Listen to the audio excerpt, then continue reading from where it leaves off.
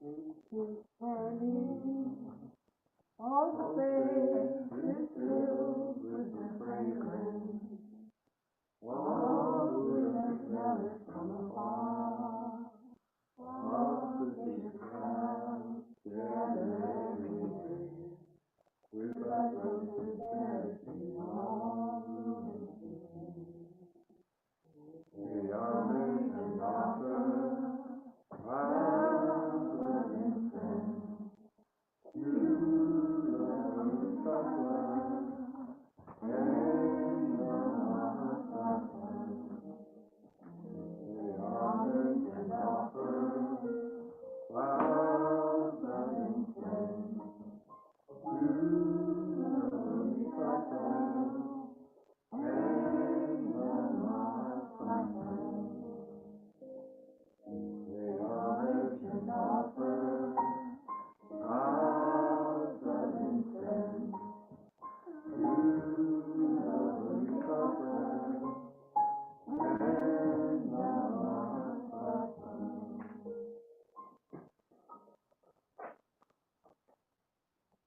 Do we have all the Japanese?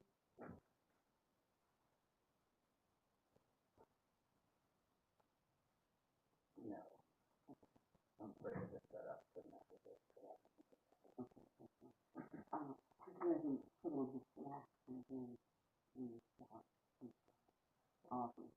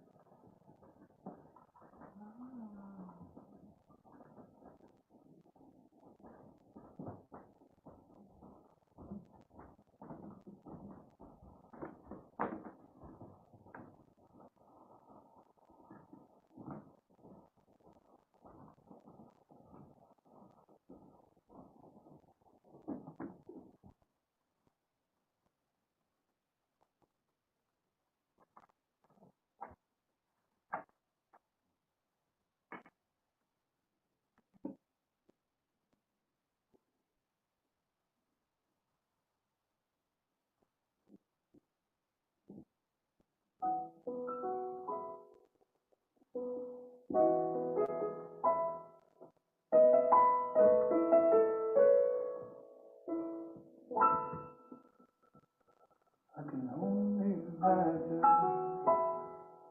what it will be like when I walk by your side.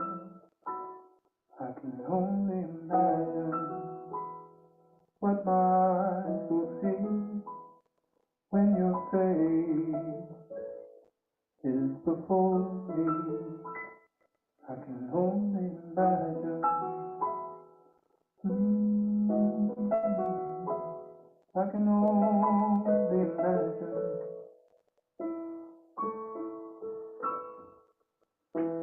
Surrounded by your glory, what will my heart feel? Will I dance for you, Master, or in all you be still? Will I stand in your presence, or to my knees will I fall? Will I sing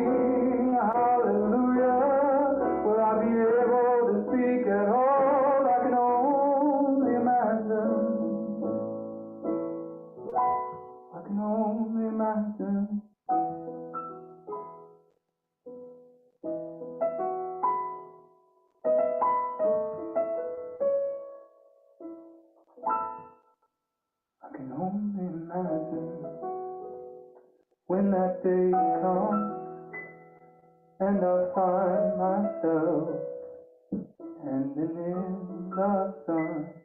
I can only imagine when all I will do is forever worship you.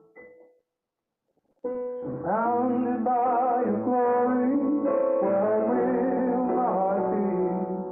Will I dance for you, Master, or in all you be still? Will I stand in your presence, or to my knees will I fall? Will I sing hallelujah? Will I be able to speak at all? I can only imagine.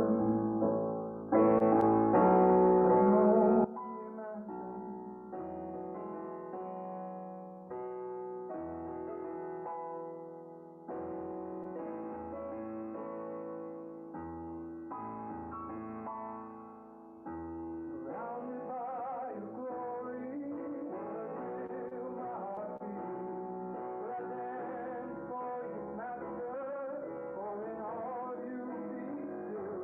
Will I stand in your presence, or to my knees will I fall? Will I sing hallelujah? Will I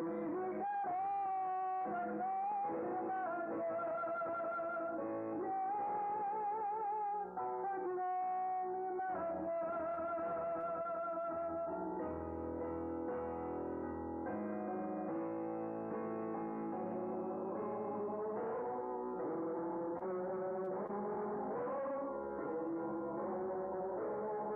at all?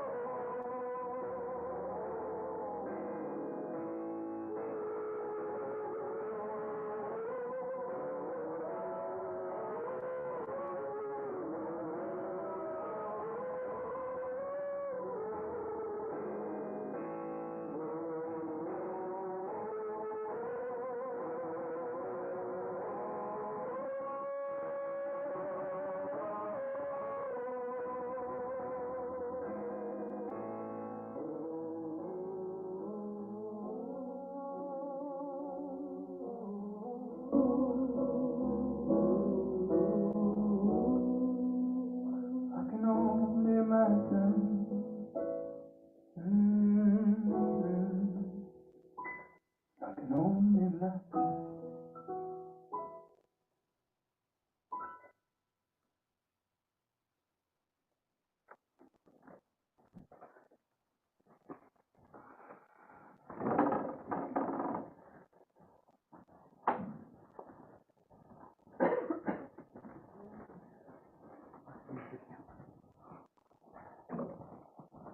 I need this, I don't need it. You don't need it.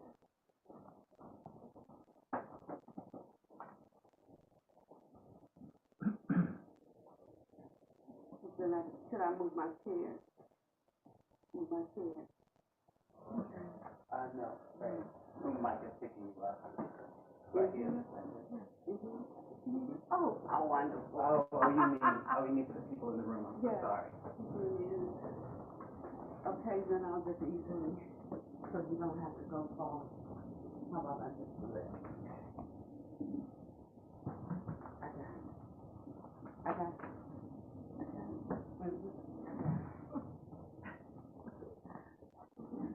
That's when you used to carry things on your back. Not so strong in the front, but in the back. So today I wanted to give a teaching on guru devotion. It's not something that has been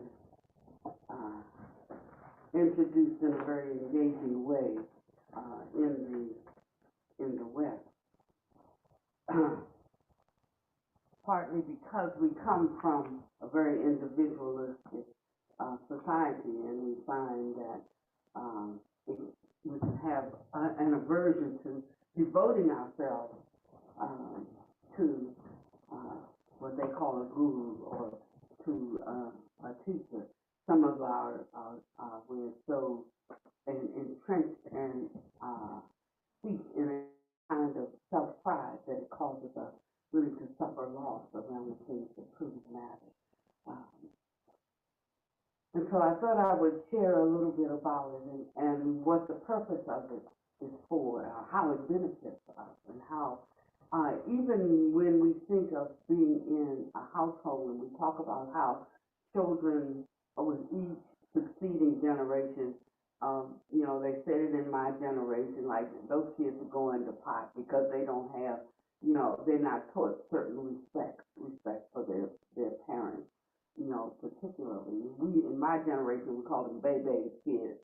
That meant, basically it meant children having children and being raised without proper disciplines and respect, so that when they grow up and get out in the world, they don't know, and so, but it's kind of like that within the,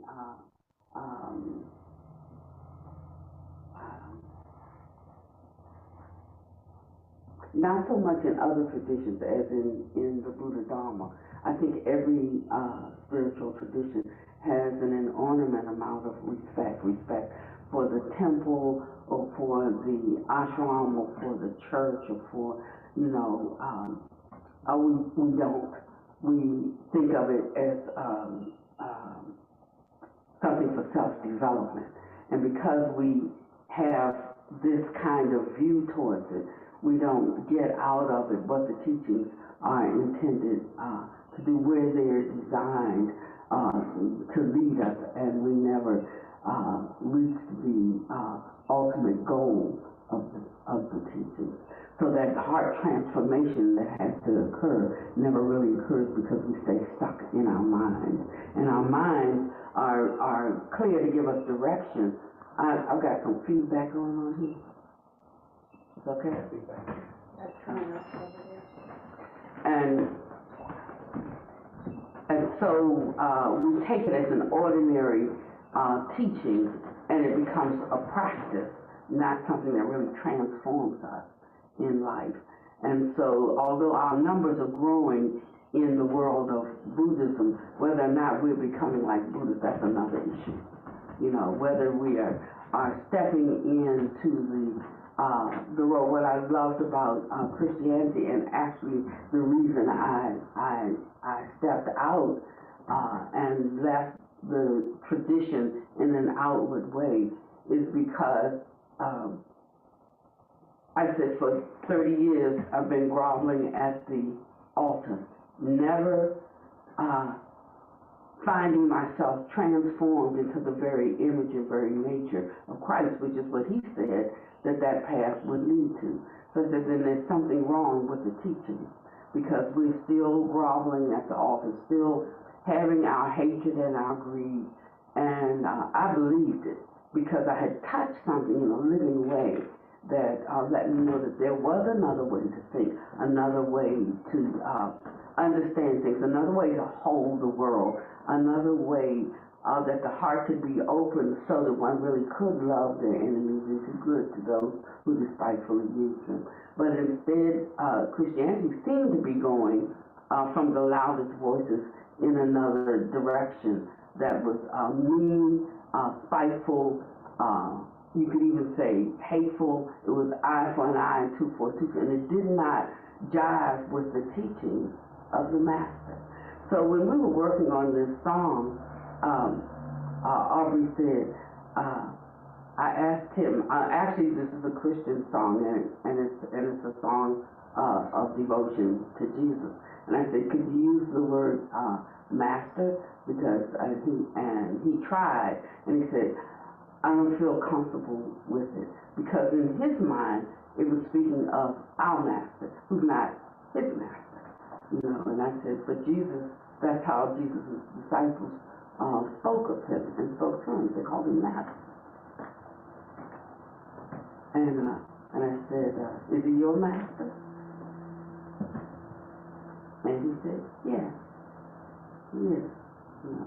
And then he could easily see the song. You see, that's how words can thwart us, and it can, and we start really defining reality by the words we make up, instead of stepping back and relaxing our discriminations around things and finding out where they truly land in us, that can actually change or transform the way we see and know and hold things. I was talking to someone this morning, and she's having a problem on her job, and it's going to be a nasty one. You know, she said, I want to hear your view from a spiritual perspective. I want to hear from a legal perspective. I want to hear from a business perspective. And I said, okay, well, just tell me what the situation is, and give me, it sounds like a biggie. Give me some time to, you know, like really reflect on it, and I'll call you after Dharma. And she went on to tell me the story of what was going on in her job. And I said, you know, and what would your practice have you do? And she started telling me what her practice would have her do. And I'll tell you, it sounded wonderful. It was pure textbook, you know. She could tell me everything that is said, but she was missing the essence of it. So this idea of having to cultivate things, I said, everything that you do from this moment on concerning that situation, and I agree with you, it's a situation. I agree with you that it may even require, there's maybe some legal repercussions behind it. I said, but for you, for your practice, for your aspiration, and for your goal, there's a way you have to enter into this. And so she was telling me the ways that she would enter into it. But every way that she mentioned had the tinge of self-preservation in it. You know, every one. And I kept saying, nope, that's not it, try again. Nope, that's not it, try again. And finally, she began to get it. It came down, the very first thought about that person, the one who goes against you, the one who tries to tear down your reputation, the one who uses you, the one is to have compassion for their state of ignorance.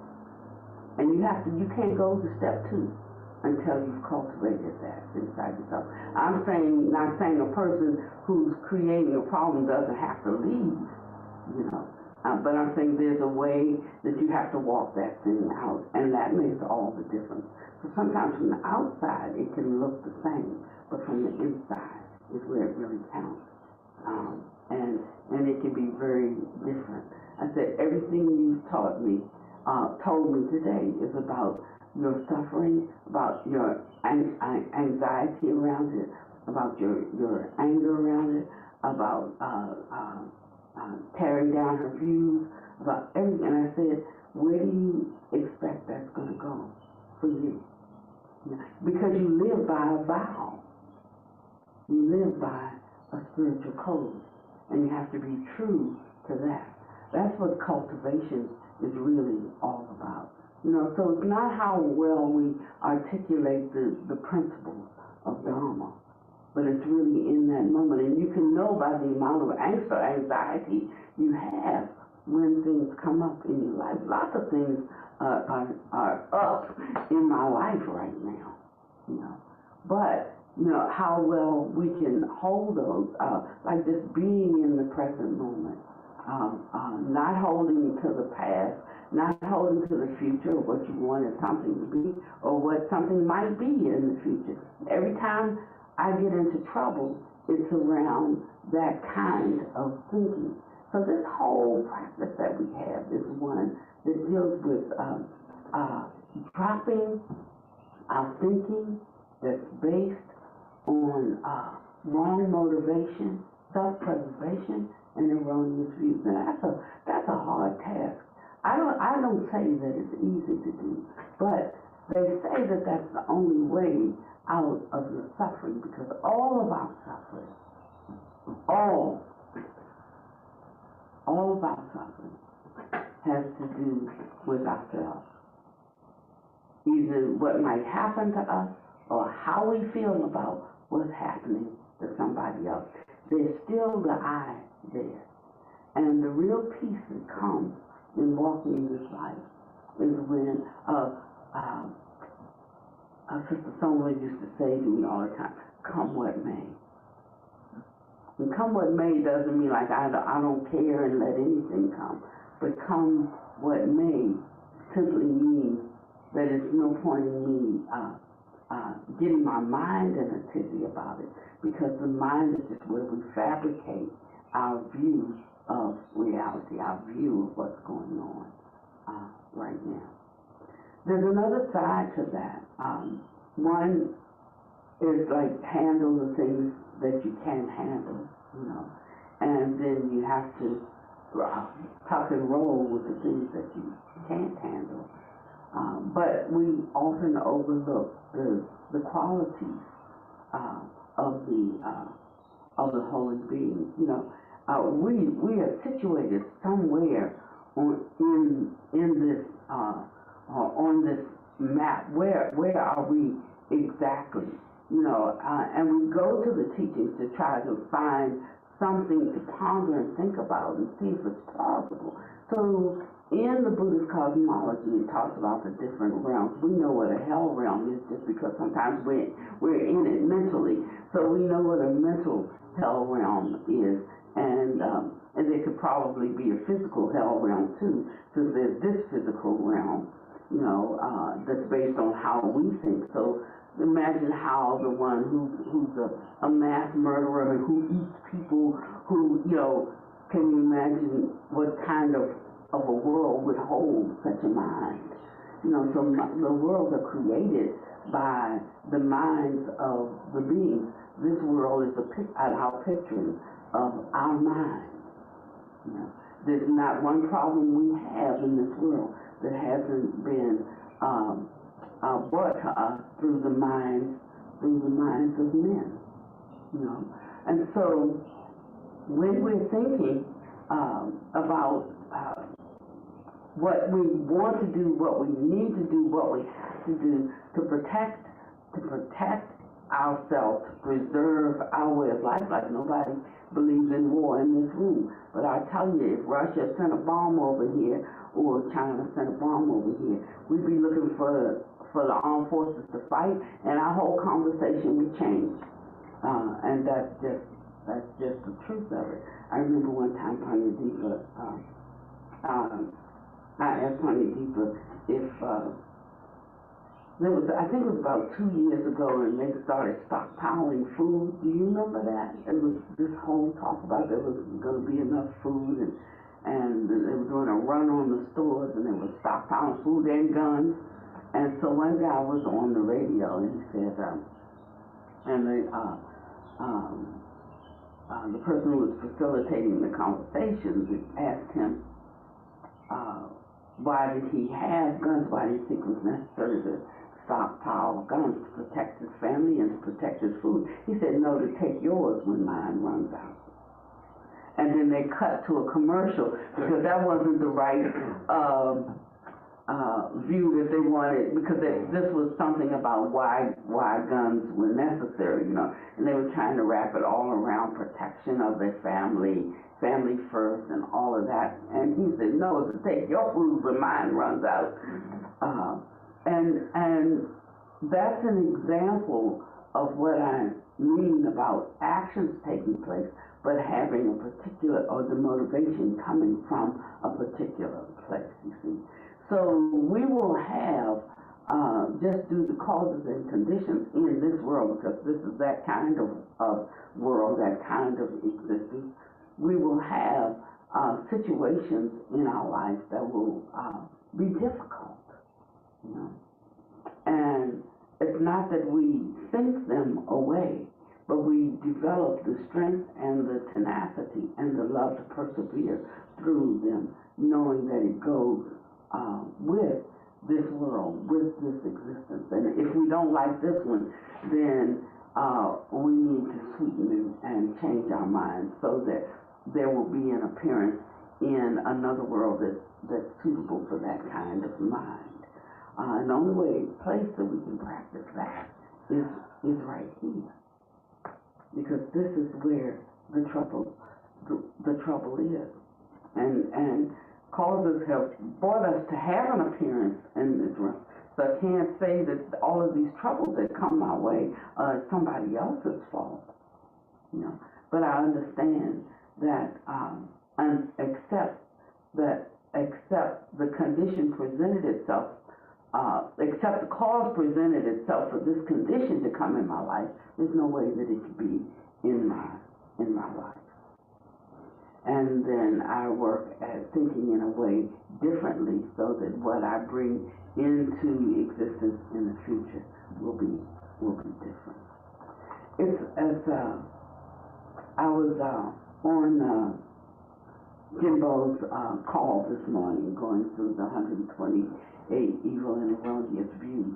Now, I know we have a problem with evil. You can just call it bad, not wholesome, whatever, until you can just not be in a snit about the word evil. But evil and erroneous views, it means like it's not going to lead to anything good. That's what it means. You know, it's going to cause you to vector off until you'll be on another street completely, another path completely. And so we were going through the 128, and it's nothing to the call except just read them. But when they're being read, we're supposed to be, because he read them too fast. He read them, but it's kind of difficult to get through 128, statements or where you're checking yourself to see if you have a right view about things or not. It's hard to get through 128 of them in 1 hour, and the recitation is 1 hour. But for the ones I could stay with, it dinged me immediately when I would hear something I said, like, I don't agree with that. When just 3 months ago, I totally agreed with it.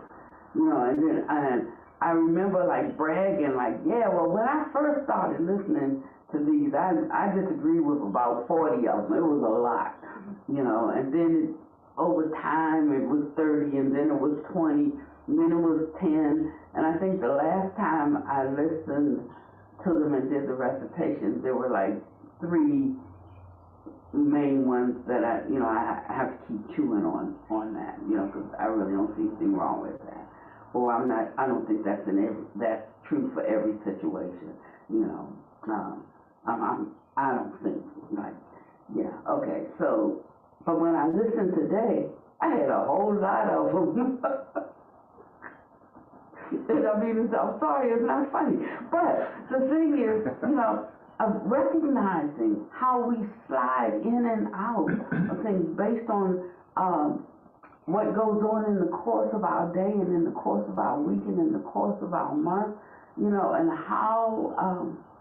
how it shifts how we think about things and how we hold things. And that's why it's so important to keep reminding ourselves of what is the highest and the best qualities or ways of holding something or ways of thinking about something or ways of enacting something, even if it costs us something. We don't lose our dignity. We don't lose. So as I listened to them today, I recognized I had lost some of my dignity, some of what I actually know to be true. But now I'm sliding a little bit, but that's not all the time, and it's such a slippery slope.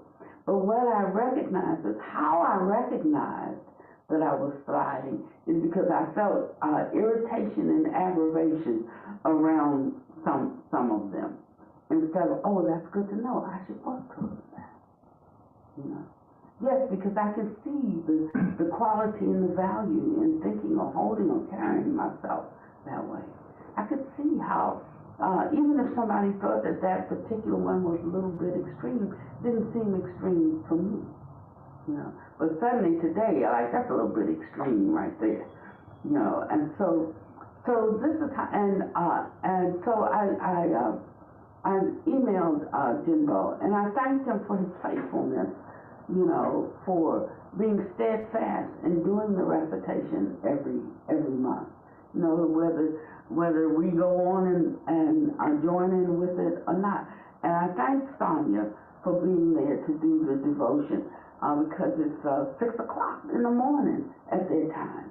You know, get up to do this for us, to keep us in remembrance of our great vow, you know. We know a lot of things are going on during the course of the day.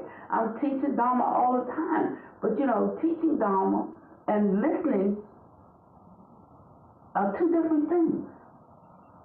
So sometimes there's a lot of talking going on, but I'm not listening to the Dharma myself, you see. And so one can think that they are you know, like they're just sailing right along and haven't shifted at all because they know how to talk it. Yeah, I know how to talk it too, you know, but that's not the same thing as it being 100% real inside of you. And that's what I'm talking about today. People outside may never see any difference in you, you know, but to thine own self be true is what I'm saying. And when we're so concerned about what people think we are, who they think we are, or what status we hold, and we can lose ourselves in that egotism. We can lose ourselves, not meaning to, but just, you know, a muscle that you don't exercise, you know, it stops working. And so your Dharma will stop working if you don't stay continually vigilant, reflecting, you know, and knowing within yourself what your own aspiration is, not somebody else's aspiration. No, not your best friend, not your husband or wife, not your partner. What's your aspiration? Because nobody gets out alive and they go by themselves. So when we come up to that time, we can't say the devil made me do it. We can't say my wife was the problem, you know, because we all know that we go out alone. And then there's the reckoning. And I believe that we create these worlds, you know, from our own mind.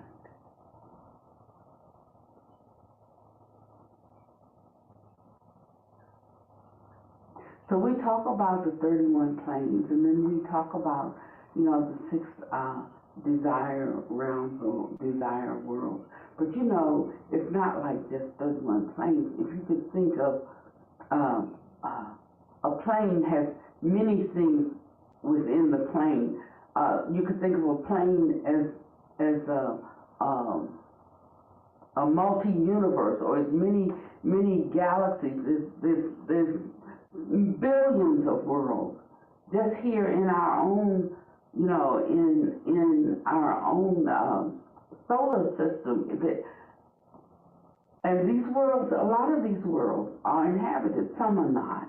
And some are inhabited by beings that we don't have the bandwidth to even see. So we think they're not inhabited, but they're inhabited. Like you don't see this, most people don't see the ghosts that walk around here, you know, but they're here. And some people do see them, you know, but we can't, but if somebody was to say, is there somebody here, because they can't see it, they say, no, there's nobody there. And so we kind of get fixed through this limited, faulty way of seeing and knowing reality, through our limited bandwidth for hearing, our limited bandwidth for seeing, and for tasting, for touching, for smelling, and for thinking. And that's where we get tripped up. And so when we know a lot, we think it's actually a lot, but it's only a lot within the limited bandwidth that we have, or that we have activated, because we have a far greater capacity than we even activate generally. And that's where these practices can help us, because they do actually impact upon the physicality of our being. They do expand our consciousness, our capacity to appear in into a situation and see it. I was reading, I can't think of the name of the book, but it's by a very famous monk in Thailand, or he's dead now, but he was a very famous monk in Thailand. And whenever someone was talking to him, he said, I would drop into concentration by saying perceiving, you know, to see whether they were telling me the truth or whether they were lying. He said, but when I was in my ordinary state, I wouldn't really know. But because I knew how to enter into concentration, there my capacities expanded whenever I was in that particular state, and I could perceive on a deeper level. My mind could wrap the mind of the person that I was talking to. So he said I didn't walk around in concentration all the time. He said I would just use the wit that I'm garnering through understanding life and understanding the nature of people, you know, but sometimes, you know, something didn't feel right, then I would go, it's like I'm intruding and I'm in everybody's mind. That's a wrong use of it. They have courses now to teach people how to get into people's minds. It's not a new thing. They've been doing it in our military for decades and decades. And so it's just that maybe the ordinary people aren't doing it, but people are doing it on lots of levels, and they're, I don't know how you say it, like when technology starts engaging with it to make it exponential, and they're using the technology to exert greater mind control over people. All this is a real thing, whether we learn about it or not, it's real. But here these, the mystics, and the great gurus who undertake this kind of training and who discipline themselves to be of use to the whole world, not just to themselves and those that they love the most, but to the whole world. They have the time to develop these capabilities, and they use their capacity, you know, to help living beings. But in the same way that they train and can develop these capacities and use them for good, there are others who can train and develop these capacities to use them for things that are not good, in ways that are not good, in ways that harm the masses. And so everything depends on our intent. And this is where the guru comes in. And it's a wonderful thing when one finds a teacher who really has the attainment, you know, because it's fortunate for us because we're able to hear and then to put into practice, to decipher those words or those teachings. And over the years, over the millennia, a lot of the Buddha's teachings have become obscure. The language is archaic, and we don't really understand it. It sure sounds good, though. And so if you can get that jargon down, you know, then you're prized among men because it's so high sounding, you know. But actually, it's very simple practice. It's just are we willing to do them. When the rubber meets the road, can we do them? And we should constantly keep our eyes on where we are in that regard. I mean, just being honest. I mean, sometimes we find that some things are just not in us, and we recognize that we don't have the karma for something. So that's not a ding, you know. It just means that our motivation is not high enough. And for that I fault teachers. I fault teachers like myself who don't really who don't always keep the bar, you know, angry, but who sometimes reduce the bar in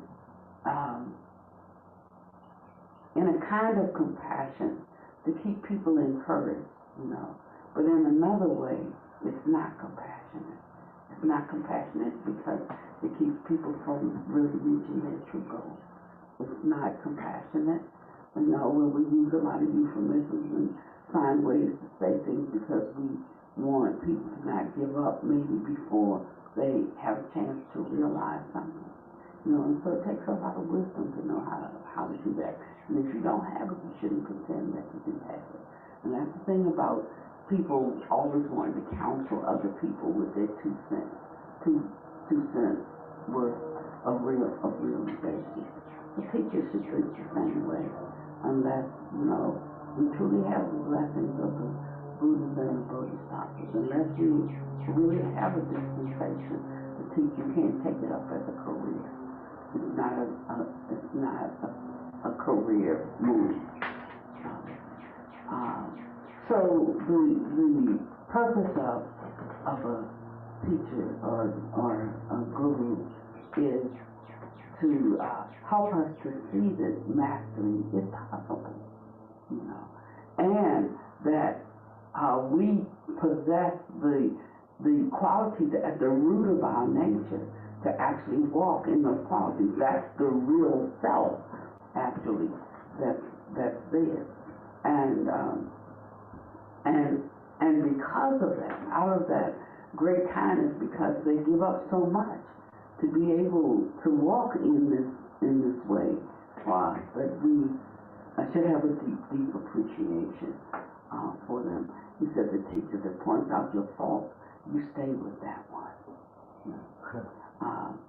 And so, oops. Thank you.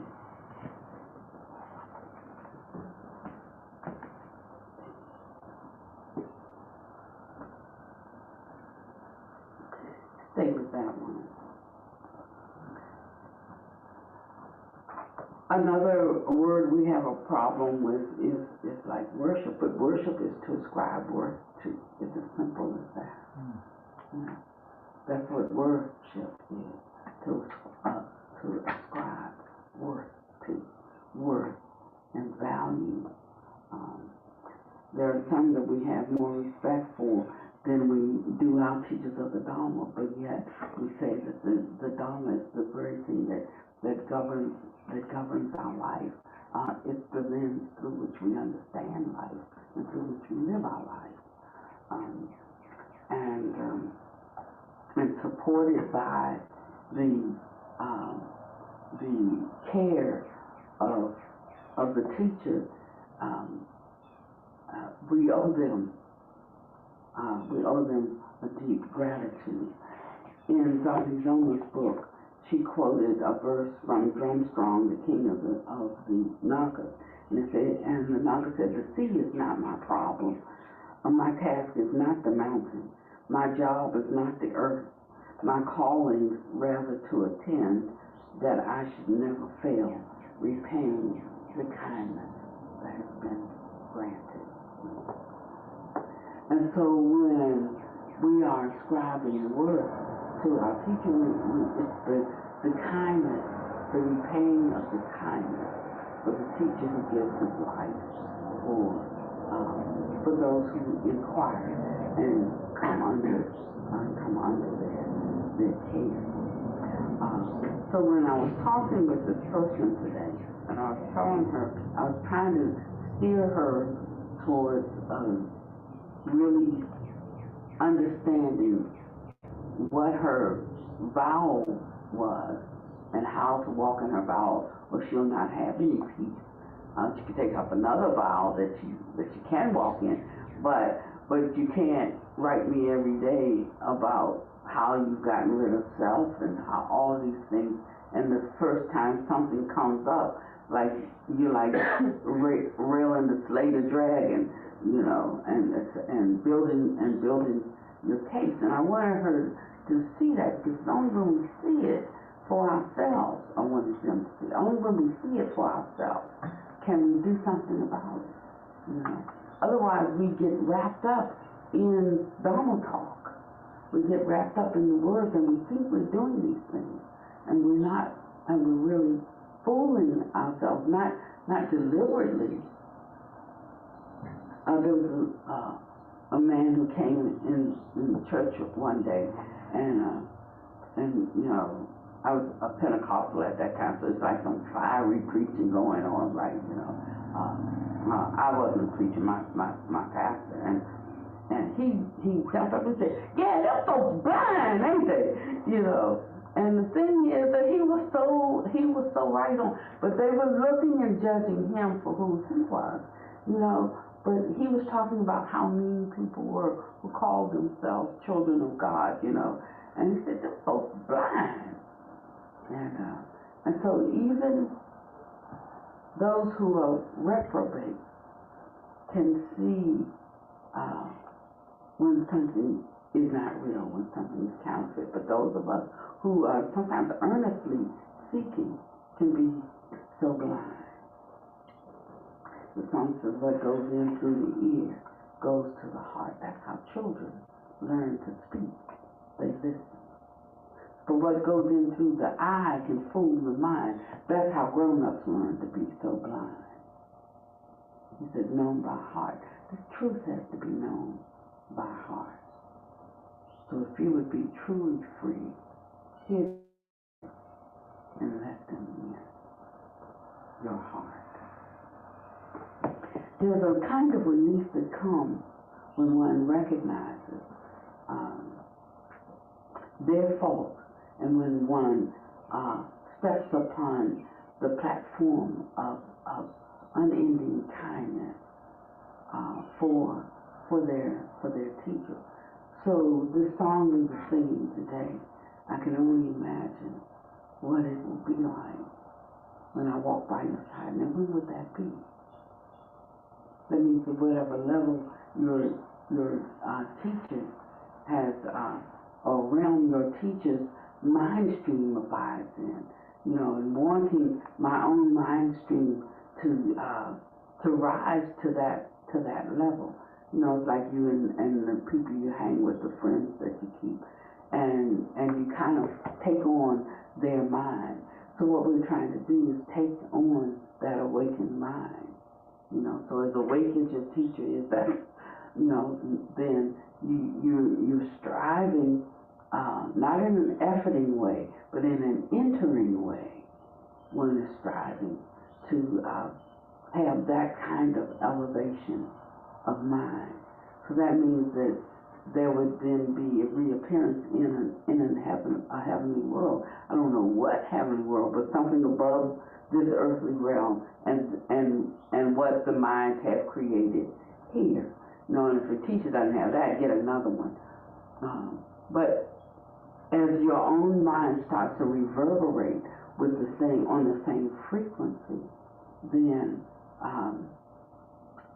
one's reality changes, even if they're here. And that's why you can start to have peace even in the midst of confusion. You know, you can start to have peace even when there's wars and rumors of wars. You can start to have peace within yourself, even when they're talking about famine. You can start to have peace when you see when you're in states of decline. You can start to have peace no matter what's happening in this world, because your reality is rooted, you know, on a different frequency, and so it's creating a different world for you right here in the midst of this. And on the passing away, or separating of the physical body and this consciousness, it brings forth a reappearance on whatever plane is suitable for that consciousness, wherever your level of consciousness is. So part of how we raise our level of consciousness is in remembrance and gratitude for our teacher and the mind that they hold. And may my mind be like the mind of my master. You know, it's what my great aspiration is, that I can see things perched from from that level? Can I have the kind of compassion that doesn't jump to self-preservation, but self and others are equal? That I can see when a person is so wrapped up or so steeped in ignorance that they think like this, instead of saying it's feeling, really truly feeling a compassion, a compassion for them. And like I say, you don't have to leave mad, but sometimes the person has to leave, but you don't have to harbor ill will. And if you have harbored ill will, you don't have to keep holding ill will. Whether that person changes or not. We can just actually should have more compassion, especially if they are a practitioner. We should have more compassion. We should be reaching out when somebody misses the mark, when somebody slips or somebody falls. We should have real care and a concern. We should try to nurture them and nourish them instead of thinking. We should always be thinking about what we could do or ways that we can be with them, that we can help restore them to their true heart's desire. This is the serious part. I laugh a lot, but I'm really have a goal in mind, and I hope you do too. And it's these little foxes that spoil the vine. They make the grapes go sour. They have, there's a certain kind of, we used to have a grape vine in our yard, but spiders were inside the grapes.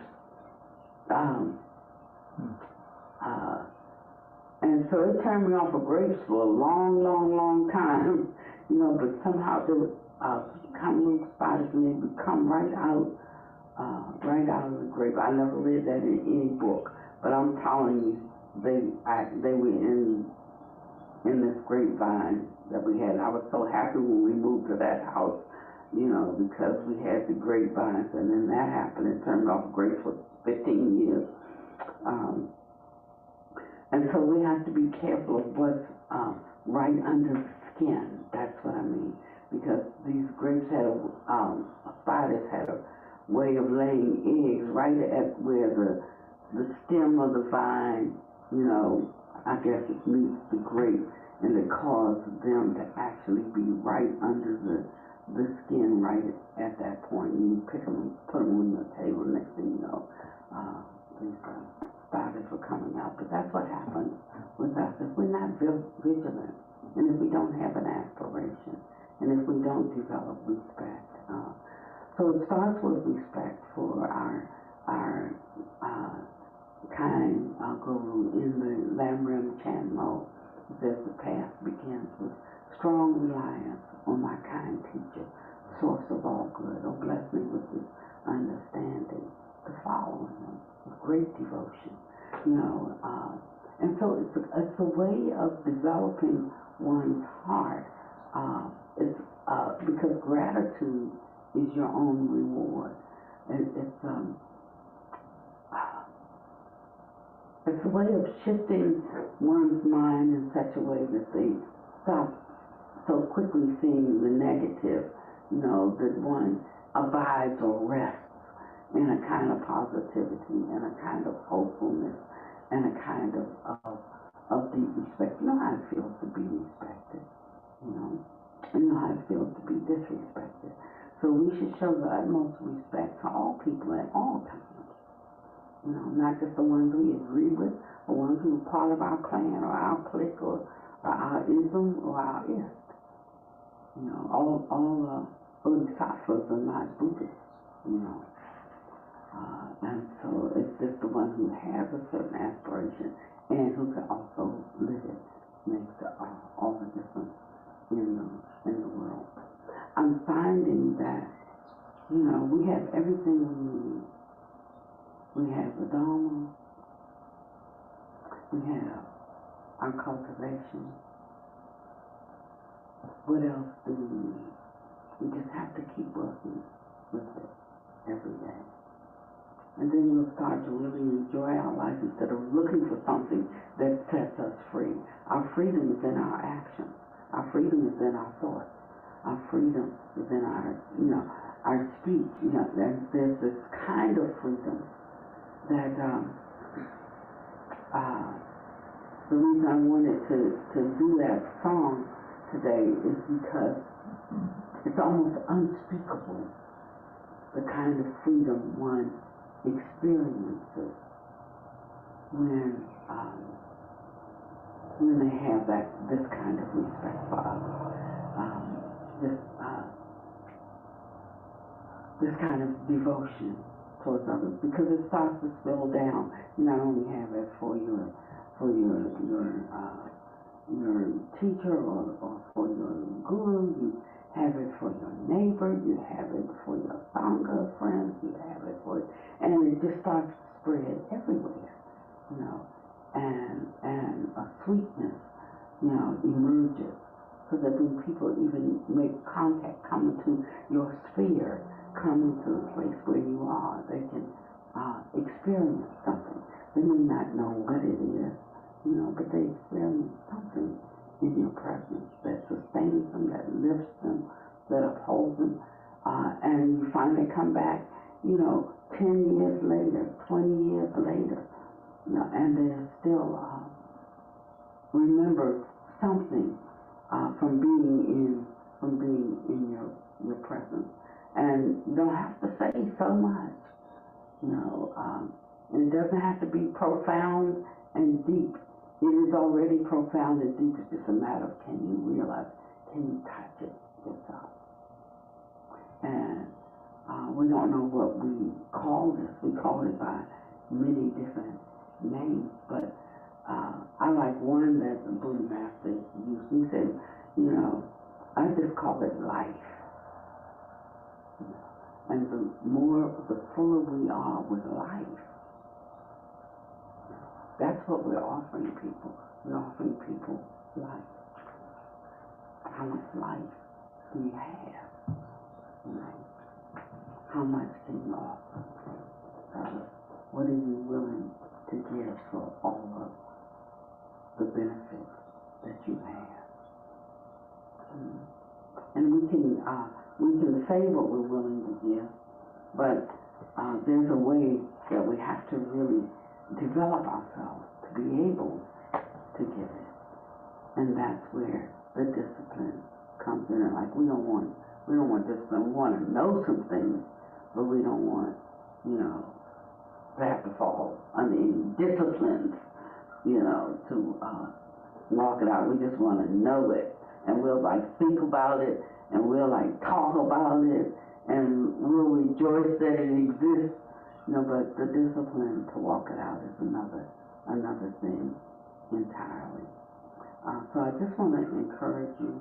The summer is coming, and it's the first year that people could really be out and feel halfway comfortable being out. So there is some happiness around us being able to be out. But just think, the mind that's not transformed is so fickle. It's so unreliable. Happy today, sad tomorrow. Overjoyed today about what's going on in my life while they're massacring people someplace else.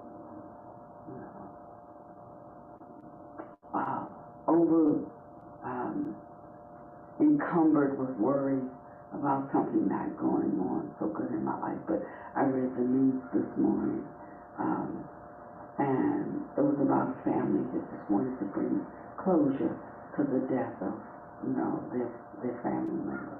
And they said, it was a non-person. It was just one more dead person. The police didn't do much about it at all. Matter of fact, they felt like we were bothering them. And we wanted to try to find out, what's going on with the cases and the case of anybody, anybody doing anything. You know, like, we don't know what police work is, but what we know is it's like, don't call me, I'll call you, and then the call never comes. You know, and that could have been my brother. You know, so I'm in great joy today because that bit of trouble and suffering is not in my household, but it's in somebody's household. So every day something's happening, atrocious things, you know, to people on a daily basis. And so we have to do our best, to be our best, and to share that bestness with others. And it comes from lessening our hold, lessening our view on our personal happiness, and considering we're all in this world together. So we're going to close today with another song. And this one is John Lennon's Imagine. And I want to invite you to, when we get to the ending chorus, to sing it, because sometimes we have to have something else in our view than what we hear on the news, what we see going on around us. We have to use this mind in a different way. We have to train it in a different way. It's being trained by others. But our Dharma practice is what we use to train our minds to see things in a certain way. I like it when Joe sings it, because he says, imagine, he throws two things up. It's not hard to do. But I think we'll just close with that.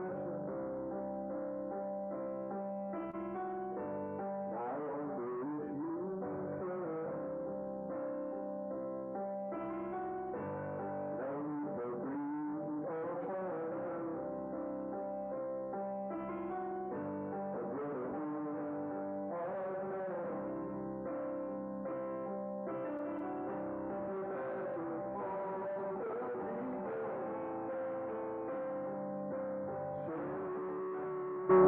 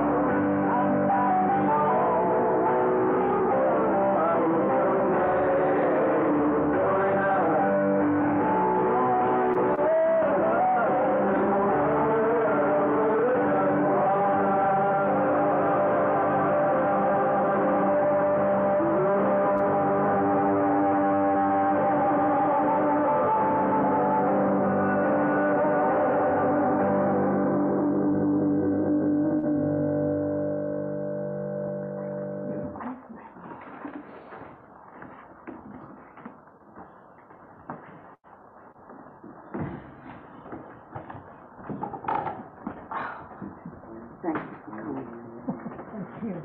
Thank you.